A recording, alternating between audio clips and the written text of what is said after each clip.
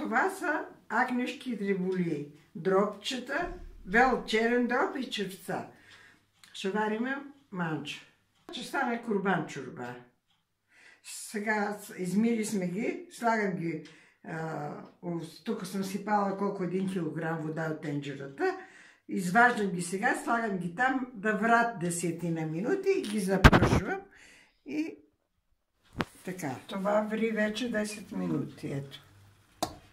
Сега правим запръшката.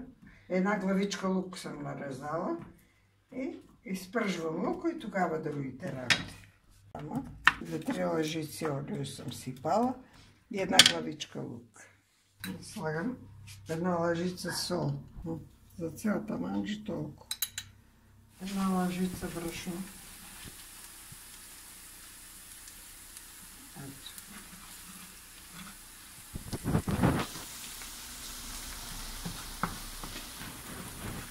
Да се изпържи. Още малко. Да не е по-бистро.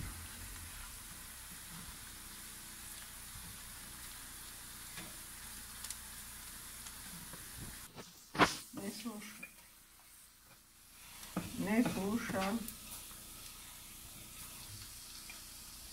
Сега слагам и малко червен пипер. Това не знам колко. Ето. Тук така. Манджерата при дреболиите сипвам за пръшката. Това са домати и чушка. Аз съм си ги правила.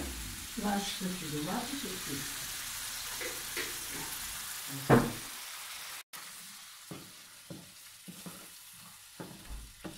Така.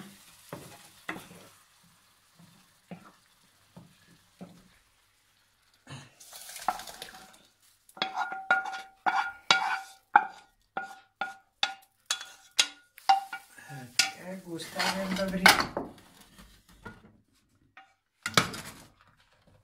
Супата вече почти е готова. Но 20 минути вече ври. Сега слагам ориза да ври още малко и я застройвам.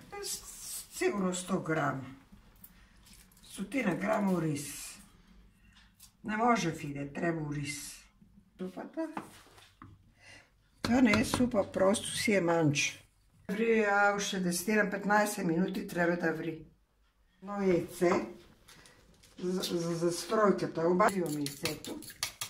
И като малко го сипам в супата и трябва да ври още малко и е готова супата. Сега тук съм разбила едно яйце. Манчата вече е готова. Слагам и бъркам така по-малко да стане така застройката. Докато е топла манчата, да. Ето. Така. 2-3 стръкчета джорджо. Ето аз съм си го брала. Само връхчетата е това.